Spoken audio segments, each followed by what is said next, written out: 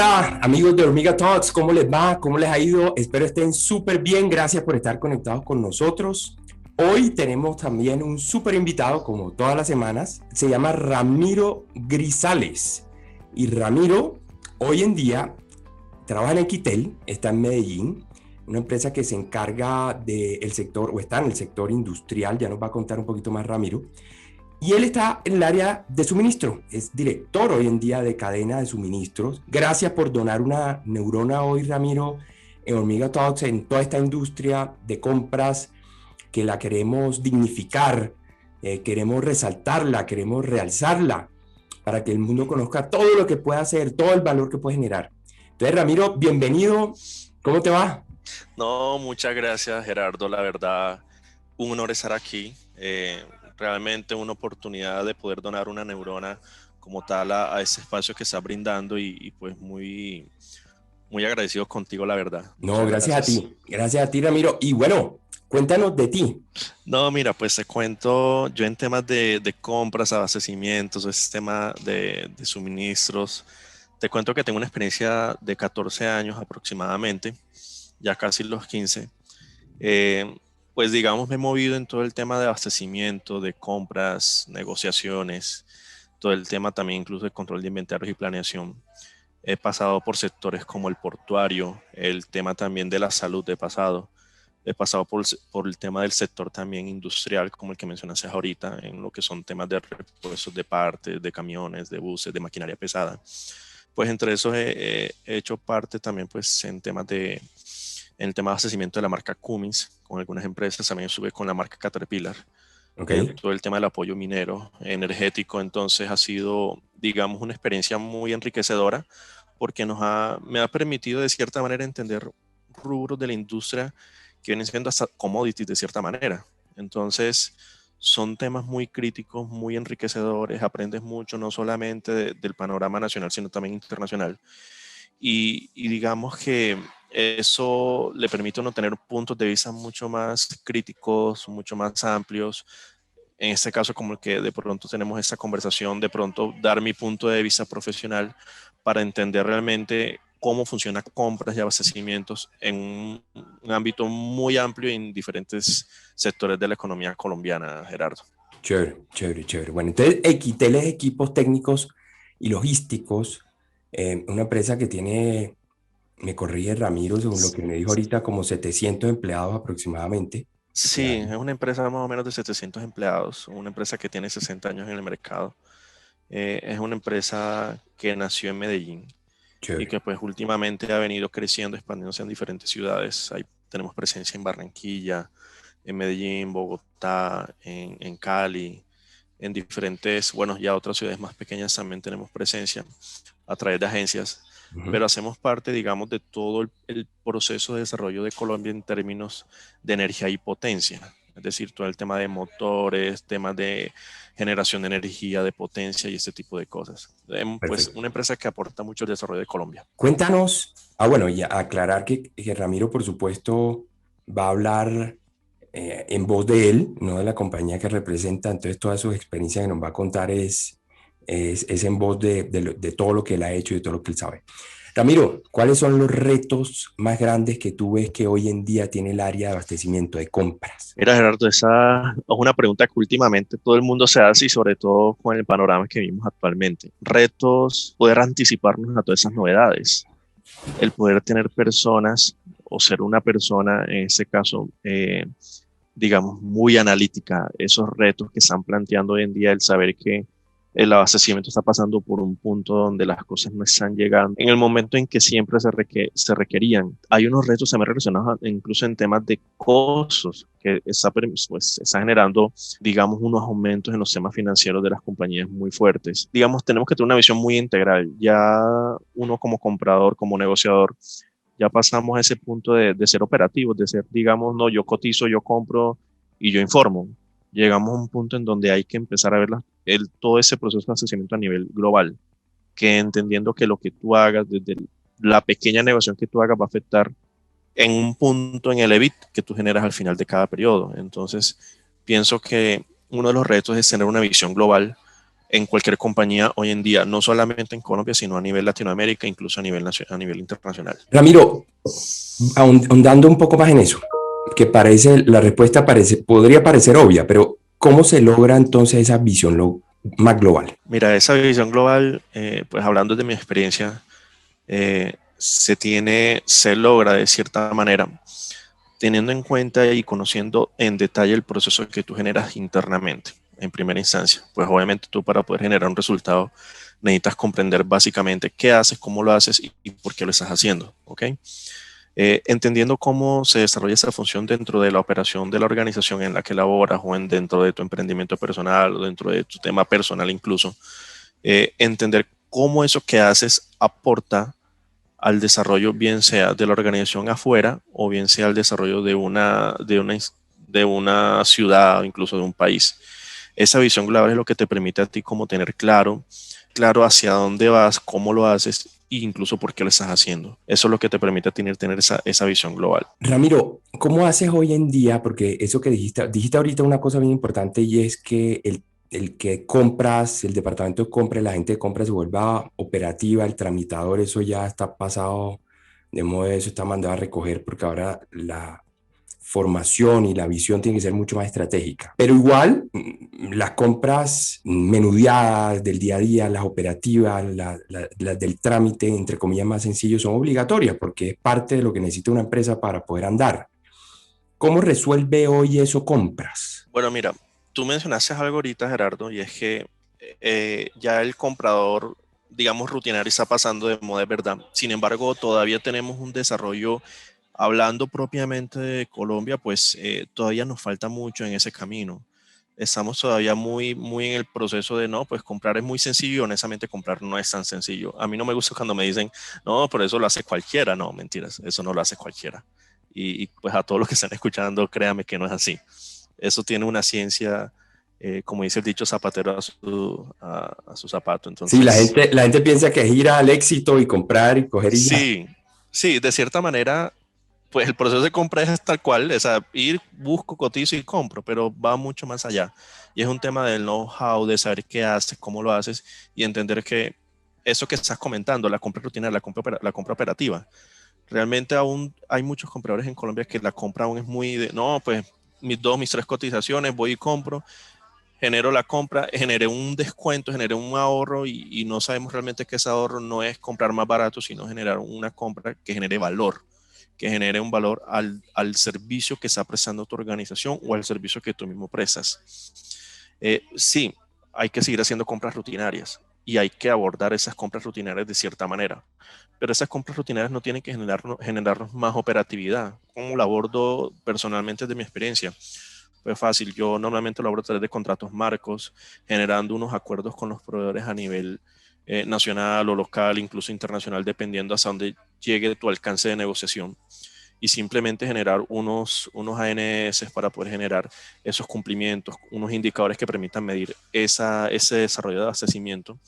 Y por último, pues generar un modo de automatización de esa operatividad, como dije ahorita, un acuerdo marco o una orden maestra, o si se tiene, digamos, la herramienta tecnológica que permita generar esa negociación abierta, cercando los precios, pues de esa manera reducimos mucho la operación. Pues yo te hablo de una experiencia muy particular en una implementación que hice en una organización a través de una plataforma llamada eProcurement, de un sistema muy conocido hoy en día. Empezamos la implementación. Nosotros tenemos una operativa aproximadamente de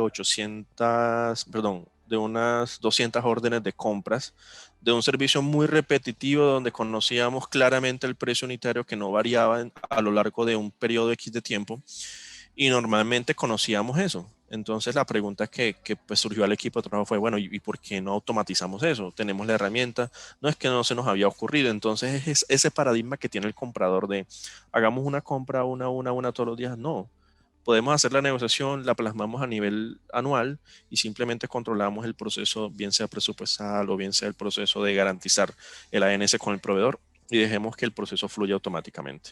Entonces redujimos de 200 órdenes de compra a creo que 6 o 7 mensual, honestamente. Entonces ahí el tema clave, por un lado es tecnología, pero Claro. por el otro lado son negociaciones a un mayor tiempo para no estar cada vez que compre y Sí, cotice, cotice y compre, cotice y compre, cotice y compre. sí, claro, ahí la clave, pues tecnología, pues ahorita hay mucho desarrollo, hay muchas ideas y creo que la tecnología tiene que ser un punto de inflexión para nosotros poder generar un cambio de paradigma y de pensamiento en lo que hacemos.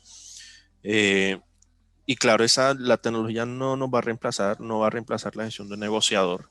Lo que sí va a reemplazar es la labor operativa de ejecución de elaborar una orden de compra. Eso sí la va a reemplazar. Pero la labor de negociación y esos criterios que tiene cada persona para negociar con base a lo que conoce una organización es único. Eso no lo va a reemplazar una tecnología. Entonces, ese criterio de negociación es lo que se tiene que plasmar a la hora de establecer KPIs, ANS, garantizar, digamos, unos seguimientos claves en ese proceso de negociación. La negociación es Perfecto. clave y por esa razón pienso que el comprador tiene que migrar de esa labor de ser operativo a empezar a negociar estratégicamente productos que son claves para cualquier organización y dejarle realmente esa labor operativa algo que se pueda automatizar. Ahorita ha hablado también de KPIs. Los KPIs en compra son bien importantes, fundamentales, entre ellos el ya sabidísimo ahorro, pero esa generación de valor que es indiscutible en compras y que es su mantra, ¿cómo la medimos? Esa es una pregunta que nos hacemos mucho y que le hacemos mucho a los entrevistados, porque al fin y al cabo es el que demuestra por qué compras es valioso, por qué compras debe ser, digamos, dignificado, debe ser más importante para la agencia de gerencia general, que muchas veces no lo es. Eh, como decimos, sabemos que es más fácil aumentar las utilidades comprando mejor que vendiendo más. Es, entre comillas, más fácil. Nada es fácil, pero digamos que es más fácil. Eh, entonces, eso por el lado del ahorro, pero también hay otras variables importantes que contribuyen a la generación de valor por parte de compras. ¿Qué KPIs en tu experiencia se deben utilizar? Y yo sé que este tema no es tan fácil, porque a veces no es tan fácil de medir. Muchas veces la contribución es cualitativa, pero ¿qué KPIs deberían utilizarse? Bueno, mira, ese tema de KPIs, a mi equipo de trabajo siempre les digo un dicho, a veces los KPIs son un arma de doble filo y pueden ser buenos o pueden ser malos dependiendo de cómo lo muestres. Yo normalmente analizo un KPI, uno de los principales es pues el famoso indicador OTIF o el On Time in Full, es decir, lo que llega a tiempo y lo que llega completo. Digamos, para mí es uno de los KPIs más exigentes que hay en temas de abastecimiento o cadena de suministros, porque lo difícil del abastecimiento o de la compra es garantizar que llegue en el momento adecuado y que llegue 100%. Es muy difícil llegar a un indicador alto ahí, honestamente, salvo que tengas digamos, una madurez de tu proceso de compras muy alto, a un nivel donde ya tienes todo acordado, a un nivel donde ya tienes incluso pólizas por cumplimientos, pólizas por incumplimiento, este tipo de cosas donde sabes que o sí el proveedor te tiene que entregar a tiempo. Digamos que eso es un indicador que yo tiendo a medir, lo que es el OTIF. Y obviamente los OTIF se puede segregar en diferentes indicadores, digamos los lead time internos, los lead time externos. Se puede también segregar en lo relacionado al seguimiento, lo que muchas empresas pueden gestionar, lo que llaman el expediting, un seguimiento muy exhaustivo, muy preciso, con una toma de decisión muy clara por parte de la persona que hace ese proceso. Entonces, para mí, uno de los indicadores claves es el OTIF. También me diría un tema de lead time interno, es decir, gestionar también o entender también por qué mi área o mi comprador o mi proceso interno se está demorando tantos días, entendiendo que un producto, la adquisición de un producto o servicio puede variar dependiendo de su complejidad en el mercado. Y es aquí donde ya pues, empezamos a analizar indicadores también de el impacto que tiene en el riesgo de la consecución del producto o el impacto financiero que se hace, pues lo que hoy en día llaman la famosa matriz de Krajcik, en donde entendemos básicamente que un producto puede estar en un cuadrante dependiendo de la complejidad en conseguirlo o de lo que nos cueste conseguir el producto. Entonces, digamos, conociendo esos cuadrantes, entendiendo cómo se comporta mi OTIF, entendiendo también cómo se comporta mi gestión interna, serían, digamos, claves esos KPIs. OTIF, Oye, lead chévere time eso del interno. cuadrante, chévere eso del cuadrante, Ramiro. Cuéntale un poquito más de eso, ¿cómo lo aplicas? Bueno, te cuento que no es, no es algo fácil, la verdad, y parece un poco contradictorio, mucha gente lo conoce, muy poca gente lo aplica, y es una metodología muy vieja, pues por ahí de la década de los 80. Matriz de Kraljic, un señor llamado Peter Kraljic, la verdad fue quien ideó la metodología, pues con base a unos cuadrantes, en donde establecemos un tipo de producto en un cuadrante estratégico, un cuadrante apalancable, un cuadrante crítico y uno no crítico, dependiendo de la complejidad de conseguir el producto o el impacto que tiene eso en las finanzas o en la consecución o lo que nos cueste traerlo. Entonces, no es algo fácil de implementar, primero porque tenemos que tener un correcto manejo de la categorización o el category management, que es una de las teorías que hoy en día se tocan mucho. Entonces, aprender a categorizar, entender, digamos, ese tipo de productos, darle a esa categoría una correcta identificación en muchos aspectos, como los tiempos de entrega, en este caso, roll times, la complejidad, el impacto de no tener ese producto. Es decir, si este producto me falta, me va a parar la operación de la planta o me va a parar entonces mi producido que tengo. Entonces, tener claro eso es lo que nos va a permitir establecer una matriz de Kraljic efectiva. Hay muchas otras matrices también, pero digamos una de las que más conocidas y como dije ahorita, que mucha gente conoce, muy poca gente aplica, también por el tiempo que tarda en la aplicación. Y a veces nos quedamos, bueno, hicimos el cuadrante, colocamos, pero nos quedamos cortos en estrategias, porque la idea de conocer dónde cae mi categoría, dónde cae mi producto, dónde cae mi proveedor dentro de ese cuadrante, te permite a mí implementar unas estrategias que muchas veces nos quedamos en blanco como qué hacer. Y ahí es donde llegan esas estrategias que te comenté ahorita, contratos marcos, que subastas inversas, que digamos depuración de inventarios, ¿no? Que vamos a hacer una subasta de mi inventario con base a una propuesta de compra, que vamos a hacer entonces, digamos, unas implementaciones en temas de tecnología para minimizar el costo de operación o minimizar incluso el tiempo de operación. Son muchas variables y estrategias que hay que tener definidas previamente una vez uno tiene los resultados del cuadrante. Chévere. Interesante, interesante. Ramiro, otro aspecto clave en las compras es la relación de los compradores con los usuarios solicitantes. ¿Cuáles deben ser las características según tu experiencia, de que esa relación sea proactiva, sea favorable y sea constructiva? Mira, ahí es un tema delicado, para mí eso es un tema espinoso siempre, porque a veces tener contento al cliente interno no es fácil, honestamente. Sí, eso es de lo más difícil. Sí, honestamente, y he tenido muchas experiencias, tanto positivas como negativas en ese aspecto, porque uno como director o como comprador incluso tiene que tener un punto de equilibrio muy delicado. Pero digamos, una de las formas más eficientes para tener en cuenta o tener una muy buena comunicación, incluso relacionamiento, es dejar claro mis negociables y mis no negociables desde un inicio. Muchas veces fallamos en eso. Yo me siento con mi usuario, con mi cliente interno, y yo no le puedo decir, yo te puedo tener, supongamos, este servicio dentro de una semana, cuando no le puedo decir eso. Aunque suene duro, uno tiene que ser muy honesto en ese aspecto y decir, vea, mi no negociable es ese y mi negociable es ese. Yo le puedo garantizar eso con base a mis ANS, incluso ser un poco más rápido que mis ANS, a mis acuerdos de nivel de servicio que yo les planteé. Pero yo no puedo hacer esto si esto falta, si esto falla y ese tipo de cosas. ¿Cómo delimitamos esos negociables o no negociables? Venga, yo le digo, yo le entrego eso en una semana o se lo consigo en una semana, pero incluso podría tenérselo en un día antes, 2 días antes. Mi no negociable, yo no le puedo tener eso si no me da la información completa, por poner un ejemplo.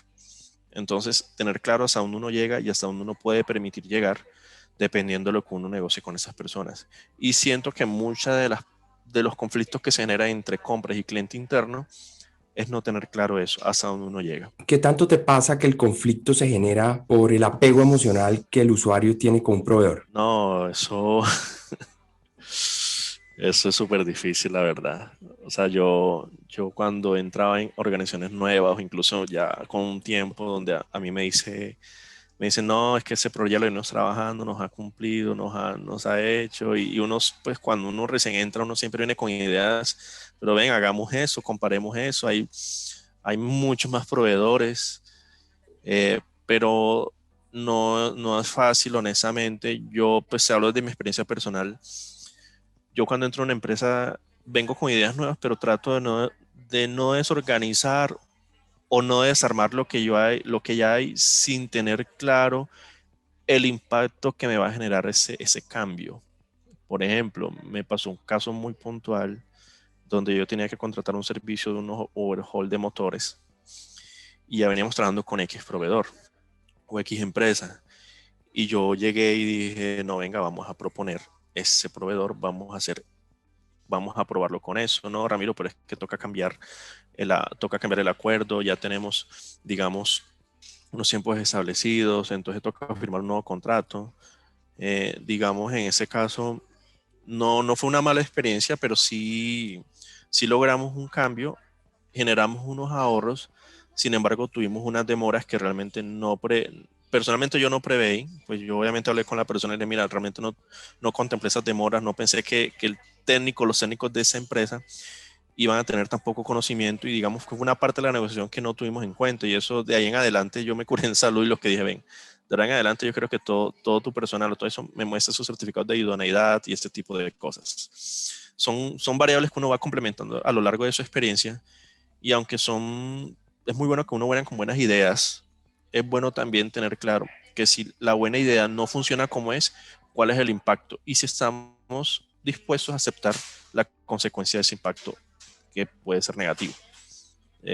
Pensaría que es clave entender claro ese riesgo de no cumplir las expectativas como en cualquier caso. Ramiro, otro tema importante, bueno, como veníamos hablando de la tecnología y es propio de hormiga, la hormiga que es tecnología, por eso hablamos mucho de eso. Pero ya hablaste un poco de la tecnología, lo que tiene que ver con poder automatizar esas compras rutinarias. Pero aparte de eso, ¿cómo utilizas la tecnología? ¿Cómo te apoyas en la tecnología? ¿Cómo te sirve la tecnología para tu área? Voy a como complementar esa respuesta con un comentario previo, y es, a veces la gente dice, no, pero si este no hace compras, no hace esto, solamente estás mirando el computador o mirando papeles, digamos, es un análisis, ¿ok? Es un análisis que uno hace, y ese tiempo de análisis es valioso y va acompañado con la experiencia que tú tienes y con base a la industria en la que te mueves. Y ese análisis que tú le brindas a esa organización con base a tu experiencia, con base a todo lo que ya has aprendido, va a ser mucho más valorado, o va a ser mucho más, digamos, implementado, analizado. No encuentro como la palabra, pero va a ser mucho más valorado con base a la información que obtienes. Y esa información que obtienes va a ser muy clave de dónde la estás obteniendo, y más si la plataforma tecnológica que te la está brindando es confiable y si tiene la información pertinente. ¿Por qué razón? Hay software que he manejado, hay plataformas que he manejado que, aunque es una información muy completa, a veces no es pertinente o no tiene la información que uno necesita. ¿Cómo me apoyo yo con la tecnología? Con la información que me den. O sea, yo debo tener claro que el reporte, que la información, que incluso el comportamiento, la gráfica que me da esa plataforma tecnológica sea lo suficientemente veraz. Yo personalmente me apoyo diariamente con la información que me brindan los reportes que manejo actualmente en, lo que en la plataforma que yo manejo, manejando los indicadores y también teniendo presente la operación que llevo diario. Para mí la plataforma, yo me apoyo mucho con el tema de información, es clave. El tema de inteligencia de negocio, el entender cómo se está comportando un número con base en la información que me da la plataforma o la aplicación en este caso. ¿Pero te refieres que como a precios o precios del mercado o qué?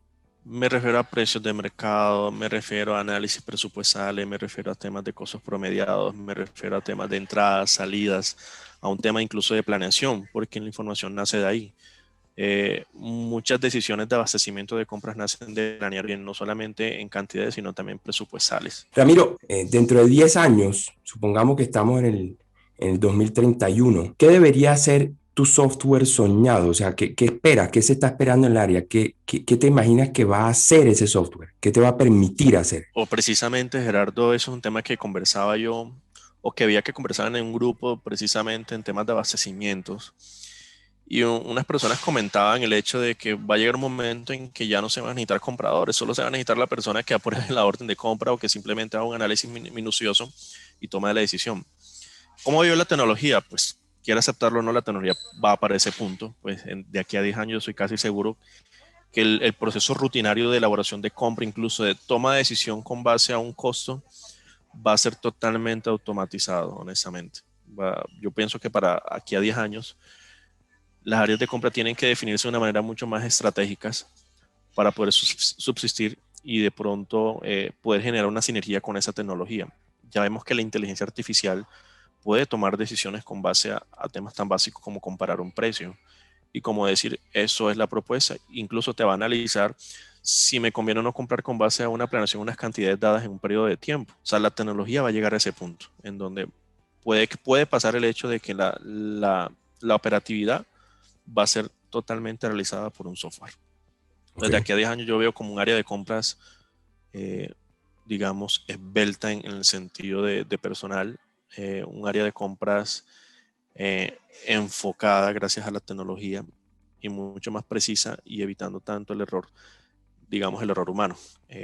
Hay partes buenas, partes malas de esa visión, pero por eso hoy en día el comprador tiene que visualizarse a futuro. O sea, no podemos quedarnos ahorita no, pues yo compro y mando a la orden de compra y hago seguimiento. No, eso es una visión muy, ya que hay que empezar a ir cambiando, y de aquí a 10 años los nuevos compradores van a ser aquellos que no van a hacer el documento, sino que van a acompañar esa decisión de ese software. Exacto, chévere.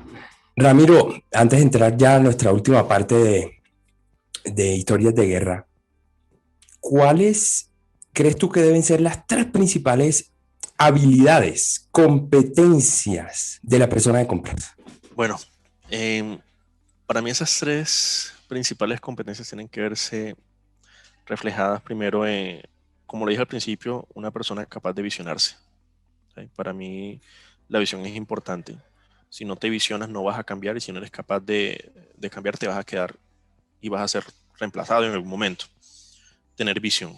Segundo, analítico. Para mí siempre ha sido importante el análisis en un perfil de negociador y comprador. Hablo desde mi punto de vista, pues una de mis capacidades en el tema es el análisis, y para mí el poder tener esa capacidad de análisis lo suficientemente objetiva y con una capacidad de decisión rápida es clave. Entonces para mí sería el análisis. Una tercera competencia para mí sería quizás el tema de poder ser una persona adaptable y flexible. ¿Okay?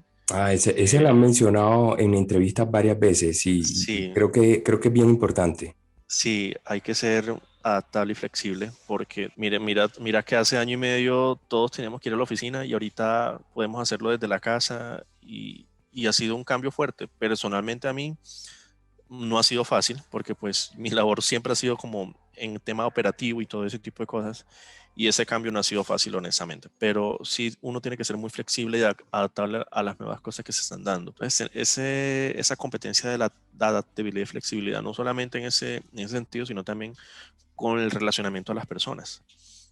Esa flexibilidad te va a permitir también entender muchas situaciones que si te pones en una sola posición no vas a poder lograr nunca entender, incluso generar nuevas ideas, desarrollar nuevos procesos o generar incluso sinergias con otras personas. Sí, eso es bien importante porque siempre hemos oído en estas entrevistas la importancia de poder relacionarte muy bien y de construir y de trabajar con los demás equipos de trabajo, con tus clientes internos, que son Sí, tantos y son tan diversos además, porque son de áreas tan diversas, son personalidades tan diversas, con especializaciones tan diversas. Entonces tú eres como un pivot ahí que tienes que estar relacionándote muy bien con todo el mundo, entenderlos, comprender lo que quieren, tener una empatía muy claro. emocional. Entonces creo que es bien clave, ¿no? Sí, eso que mencionas, el pivote, yo lo digo dentro de mi área, nosotros somos un hub, o sea, un centro de recibir información y de entregar información. Digamos el hub de compras, como el Sí, hub del aeropuerto de Panamá. sí, total. Entonces, digamos, somos ese hub de información donde nos relacionamos no solamente con clientes internos, sino con clientes externos. De acuerdo. Háblese de proveedores, incluso hay áreas de compras que llegan mucho más allá y se relacionan con el cliente de nuestro cliente interno. De Al acuerdo. punto, pues yo hablo desde mi punto de vista, yo me tengo que relacionar no solamente con proveedores y con mi cliente interno, sino también con mi cliente externo en este caso. Ya entonces entramos a nuestra última etapa de la entrevista que siempre se la hacemos a nuestros compradores que invitamos a nuestro programa. Y es esa historia de guerra. Pero antes de eso, cuéntanos un logro, algo que hayas conseguido en tu área, que se te pasa por la cabeza. Bueno, ahorita te comenté un poco del tema de la implementación de esa plataforma que se llama eProcurement.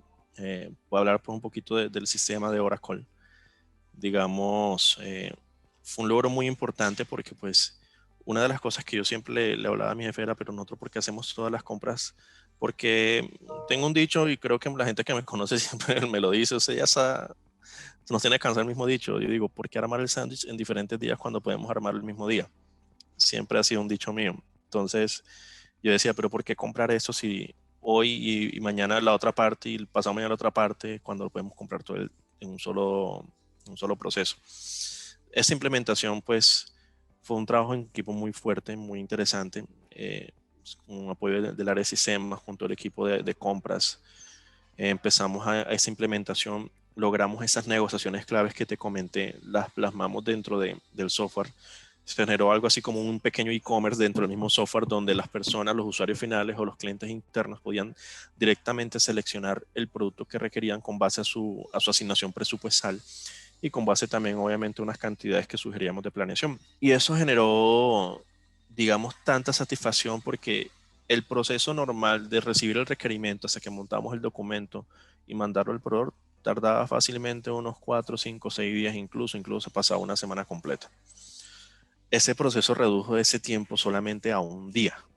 Solamente a un día. O sea, estamos hablando de una reducción impresionante. Es decir, algo tan sencillo como negociar a un año algo, colocarlo en una plataforma donde alguien pueda acceder a esa información y seleccionar con base a su asignación presupuestal y automáticamente la persona o el jefe de esa persona le diera como el visto bueno, se le fuera directamente al proveedor, ya eso es mucho trecho avanzado. Eso fue un logro muy importante, los tiempos redujeron impresionantemente, incluso el tiempo del personal empezó a usarse en actividades mucho más enriquecedoras y de mayor valor.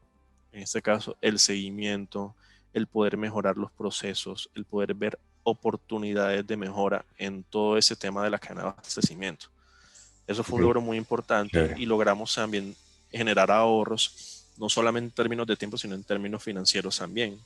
Ya no negociábamos un producto un día, sino que negociamos un producto para todo un año. Y el precio que obtuvíamos ya no era 100 pesos, sino supongamos 30 pesos, una reducción de casi el 60, de entre el 50 y el 60% en términos de costos. Claro. Y que se vio reflejado obviamente también en los números financieros. Listo. Entonces, ahora la historia de guerra. Esa que no se te olvida. ¿Qué se te ocurre? ¿Qué te pasó? Oh, hay muchas, la verdad, unas con final feliz, otras con no, sin final felices. No, mira, te voy a contar dos historias muy sencillas y corticas. Una donde teníamos un producto demasiado sencillo, demasiado sencillo. Uy, Y no lo, esa me la dicen mucho. Era facilito. ¿Qué pasó?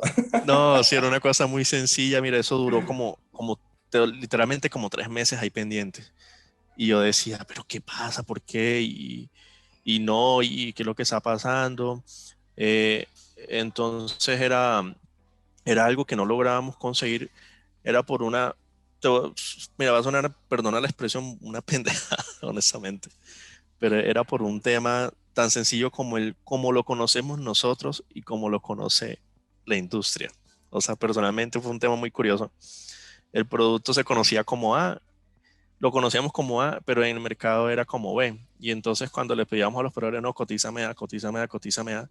Y cuando veníamos a ver, fue como un proveedor que pues yo llamé y le dije, ven, ayúdame con eso, tengo este tema y es un tema que no entiendo por qué no, Ramiro, pero es que si eso no se conoce como A, eso se llama B.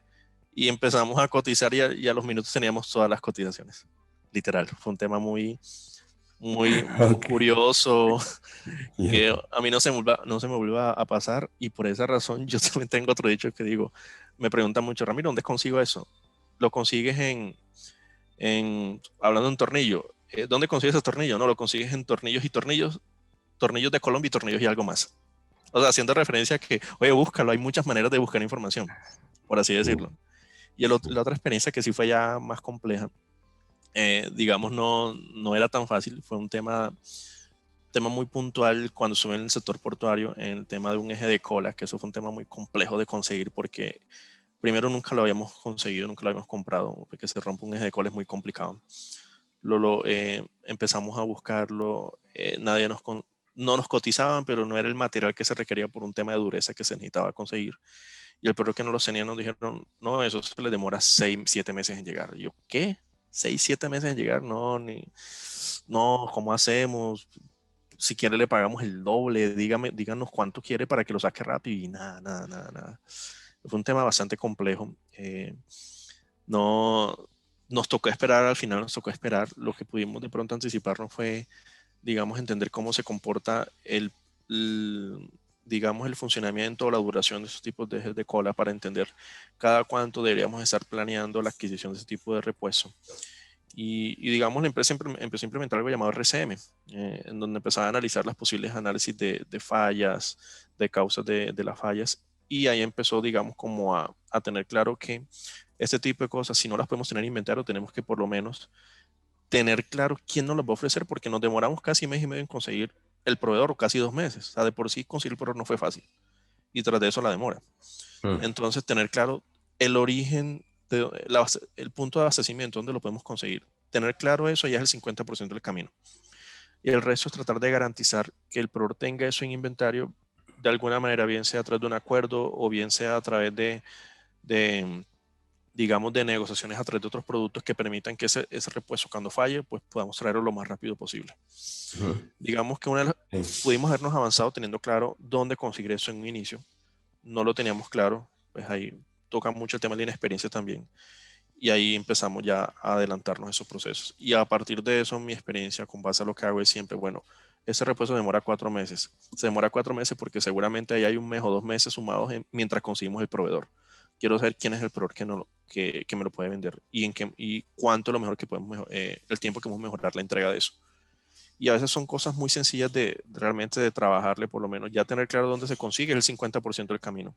Y si negociamos con el proveedor dándole una planeación estimada de ese repuesto a lo largo de un periodo de tiempo, pues podemos decirle al proveedor, vea, yo le voy a consumir esto en ese año, entonces téngamelo en su inventario, y ya pasamos de 4 meses a una semana de entrega. Okay. Son cosas que son fáciles de corregir en algunos casos, en otros casos no se puede, pero son cosas que se pueden lograr honestamente y simplemente teniendo sentido común para mí. Fíjate que ahí ya el área de compras se torna bien importante. Cero autómata, cero operativa sencilla, ya es estratégica en saber cada cuánto tienes que estar comprando eso para adelantarte y no ir a fallar y crear un colapso en la operación. Ese eje de cola, ¿dónde se utiliza? ¿Dónde se pone? ¿Eso qué es? Eso es lo que impulsa un barco, es lo que se pone la hélice o la propela, por así decirlo. Entonces, es lo que, tú sabes que los barcos tienen como sus 2 hélices ahí abajo en la quilla, por así decirlo. Entonces, se partió y tocó reemplazarlo. Básicamente eso. Es lo que impulsa el barco. Listo. Bueno, Ramiro, ha sido todo. Muchísimas gracias de nuevo por donar tu neurona en Hormiga Talks, súper chévere. Gracias por esos aprendizajes. La verdad, tienes mucha experiencia y yo creo que aportaste mucho a toda nuestra comunidad de compras que nos escucha y que nos ve.